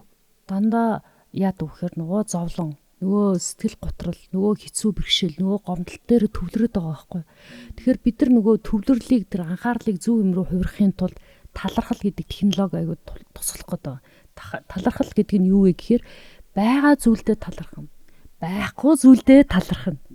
Бид нар чинь байгаадаач талархдаггүй, байхгүй дээч талархахгүй. Тэгэл зовлон яриад идэг. За яг энэ талархалтай холбоотой бүр маш алдартай нэг юм жишээ байдаг. Тэгээд тэр хүн бол нөө миний дурдчихсан Опра Винфри байхгүй. Опра Винфри бол бүр 45 наснда бүр дэлхийн тэр бомтон одоо 10 хүний нэг болж чадсан. За олон сая хүмүүс тэр хүнийг даган дуурайдаг. Маш олон хүмүүсийг амьдралыг өөрчилсөн. Эсвэл жинхэнэ мөрөөдлөөр амьдарч байгаа тийм бүсгүй байсан. Харамсалтай нь тэр эмэгтэй өөрийгөө ажиглалтай гэж боддгоо. Дандаа өөрийгөө зовлон дунсан хэцүү гэдэг яг дотор хүн ингээл бүр байлдан болж байгаа шүү. Тэгээд бүр дарга ороод бүр гэртээ ирсэн ингээ уйлал яахаа мэдэхгүй те тэр сайхан хийж бүтээсэн бол хажууд нь юу ч тэр доторх тэр хүний тэр зовлон шанал ямар хэцүү үйдэг мэдчихэж байгаа те. Тэгээд нэг багш руугаа ирсэн баг. Багшаа би өстэй ингээд надад амар хэцүү байна. Над миний сэтгэл санаа хэцүү байна. Өстэй би бараг л там дунж ийн гэсэн утгатай л хэлсэн байгаа байхгүй. Тэгээд нөгөө олон жил одоо коуч ментор хийжсэн багш нь Опра чи талархаж чадахгүй учраас жаргаж чадахгүй байна. Тэгээд ямар арга зааж гисэн гэж чи өдөр болгон 3 одоо зүйлийг заавалчгүй бич. Тэр 3 зүйлэн талархал юу ч хийж болно. Тэгэл нөгөөдөг чинь ингээл янз янзаар бичгээл тэр хүн тусалсан баярлаа, хай хүн тусалсан баярлаа гэл ингээл хин нэг шалтгаантайгаар хин нэг туслах үед талархаад байгааз өнгөрсөн цаг дээр тулгарч байгааз тэгэнгүүт нөгөө талархал чинь ингээд явсараа сүулдэ яж юм хэр одоо цаг дээр оршиж байгаа байхгүй тий хөөх энэ байгаль чи ямар гоё юм бэ энэ нарыг хардаа энэ цэцэг ямар сайхан юм бэ энэ гэрийг хардаа ч гэдэг юм уу тий тэг яг одоо цагтаа байгаад ирсэн чи би чи ямар сайхан орчинд амьдарч байгаа юм бэ би ямар сайхан ийм дэлхийд ингээд амьдарч байгаа юм бэ ямар сайхан байгальтай ийм сайхан газар амьдарч байгаа юм бэ гэдгийг ингээд биччихсэн ба ингээл бичээд яваад байсан чинь яг гадны хүчин зүйлээс шалтгааллахгүйгээр өөрийнхөө дотоод хүчин зүйлийг мэдэрдэг дотроо байгаа юмда талархах дараагийн шат руу шилжсэн. Левел агч юм тий. Левел ахлаа. Тэгээд Опра чи олон хүмүүсийг те зөв зам руу явахад тусалсан байна. Олон ядуу хүмүүсийг те одоо ядуурлаасан гаргасан байна. Олон одоо тэр Африкийн олон мянган одоо тэр асрамжийн газрын хүүхдүүдэд сургууль байгуулсан байхгүй. Гайхамшигтай буян үйлцэн. Гэтэ тэр үйлцэн буянга тоохгүй байсан байхгүй. Тэгээд дотроосоо нөгөө ингээд өөртөө талархаж эхэлсэн чи өөрийгөө хайрлаж эхэлсэн. Тодорч эхэлсэн шүү дээ. Тодроо нөгөө гэрэл нассан байхгүй. Дотор хүнийхэн гэрэл нь. Тэгээд өөрийнх нь хэлсэн үг юу гэж талархал намайг аварсан. Талархал намайг ажралтай болоход тусалсан. Тэгээ энэ талархлын хүч бол гайхамшигтай. Би өөрийнхөө одоо коучлж байгаа бүх шавнартаа талархлыг хилдэг, тийм дадлыг хилүүлдэг, даалгавар өгдөг, тэрийг шалгадаг. Би өөрөө ч гэсэн талархлын төвтөртэй, үр хөвгтүүддээ ч гэсэн талархлын төвтөртэй. Тэгээ энэ талархал чинь сүүл рүүгээ ингээд талархаал хэвдэрх нөгөө бүх нөгөө өнгөрсөн цаг дээрх бүх юм дээр талархаа дууссан. Тэр эцэг их аав ээж ах дүү нэрстэй бүгдэнд нь талархчихж байгаа шүү дээ. Тэгээд талархах юм олдохгүй юу хөхөр энэ байгаль дэлхийн нар гэдэг чинь гайхамшигтай гэрэлтүүлт юм биш. Наргүй бид нар амьдарч чадахгүй юм биш үү? Гээд нардаа талархдаг ч юм уу те.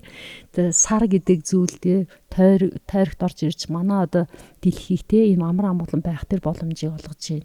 Гэл ингээл хэлсэн чинь ингээл од гаргстаа талархал ингээл явчихж байгаа байхгүй. Тэгээ сүулдэ бүр байхгүй зүйлдээ талархна. Ирээдүйд болох гэж байгаа зүйлдээ ч талархна. Тэгэхээр ингээд талархаад ирээд ирэхээр хүн өдөр тутамдаа цаг минутандаа тэр сэтгэлийн амар амгалан тэр талархлыг мэдэрдэг болдог байхгүй. Талархаад ирэхээр өөрийнхөө орших, өөрийнхөө хийсэн бүтээснээрээ бахархах, нөгөө өөртөө итгэл маш олон давуу талыг бий болгодог. Тэгэхээр өдөр болгон 3 талархлыг бичгээс салхураад байвал нөгөө утасныхаа voice-оор өөртөө хэлчихэж болно. Эсвэл хандаа хэлчихэж болно. Тий. Сүүлдээ ингээд бичиж тэмдэглээд ирэхээр таны түүх үлддэг байхгүй. Ер нь бичиж тэмдэглэл бол хүн төрөлхтний хамгийн сонгодог арга. Бид нар технологийн хүчээр олон одоо цаг хугацааг хэмнэж маш олон зүйлийг хэлбэрчилж байгаа ч гэсэн өөрийн биеэр үйл хийгээд бичиж явах тэр мөчөд бяцлал болдог. Яг тэр одоо цагийг тэр хүн мэдэрдэг байхгүй. Тэгэхээр нэг өдөртөө нэг талархал 3-ыг бичих гээд ихээр хүмүүс их дуртай бичдэг болно. 3 болоод 4 5 болоод сүүлдээ бичихгүйгээр буруу одоо цагтаа оршиж одоо цагтаа талархдаг болно. Одоо хоёлаа бас талархах маш инgi. Тэгээд энэ нэвтрүүлэгт урьж оролцуулж байгаа би чам талархаж байна. Энэ танаа баг хамт олонд ийм сайхан орчныг бүрдүүлж байгаа. Танаа хамт олон талархаж байна. Ийм сайхан өргөө гэрт тийм ээ ажаарлын түүхийг ярьж байгаа да талархаж байна. Ийм сайхан эрдмийг зааж өгсөн танд талархаж байна гэдэг ингээд чинь үргэлжлээд тохиолж байгааз. Тэгээд тэрхээр сэтгэл санаа аюу сайхан болдог. Яг үнэ. Яг өөрийн биеэр мэддэг. Яг үнэ. Тэгэхээр багш та сая ярьж байна талархал ирээдүйд болох зүйлд бас талархдаг гэдэг. Ирээдүйд болох зүйлдээ талархаад магадгүй тэргээ хүртэхэд маш их аз жаргал өртдөг байх та. Ямар гоё гэж би одоо өөрийнхөө 70 нас 80 насныхаа төсөөллийг бүгднгийн төсөөлсөн байгаа. Би одоо ингээд мастерт тэтгэлэгтэйгээр суралцахыг мөрөөддөг байсан, төсөөлдөг байсан. Би тэрийг авч чадсан. Би одоо Монголын одоо анхны коуч болно гэж мөрөөддөг байсан, тэр мөрөөдөлтөд хүрсэн. Олон мянган хүмүүсийг соён гэгэрүүлэх ажлыг хийн. Олон хүмүүсийг ном бичих тэр буйнинг хийхэд туслана гэдэг бүх миний тэр мөрөөдөл маань биелсэн. Яг тэр биелж байгаа агш нь танд яг юу мэдрэгч байна? Бүр ингээд үгээр хэлшгүй дээд ирэмбийн аж аргалыг мэдрүүлдэг. Одоо ингээд бид нар нэг юм утас ч юм уу ямар нэг юм хөрөнгө ч юм ингээд авчхаараа тухайн үедээ л мэдэрдэг тий. Хязгаартай байдаг тий. Одоо цагтаа мэдэрчих хүн бол тэр мэдрэмж ингээд яг ундардаг байхгүй. Дотроос ундраал гараад байна. Яг ингээд юм булаг шиг ингээд дотроос ундардаг штэ тий. Яг тэгээд ундраа гараад ирдэг байхгүй. Тэгээд ундраа гараад ирнэ гэдэг чинь нөгөө талаас доторх байгаа тэр гэрэл нагсаад ирэхээрээ хүн ингээд ер нь гэгэрнэ гэдэг чинь тийм хол юм биш байхгүй. Хүн болгон гэгэрч болно. Ямар үед вэ гэхээр зөв зам мөрөөр яваад өдөр тутамдаа санаж сэрээд зөв үйлдэл хийгээд ихаар нөгөө гэрэл чинь яг гэрэлтэй тэлдэг.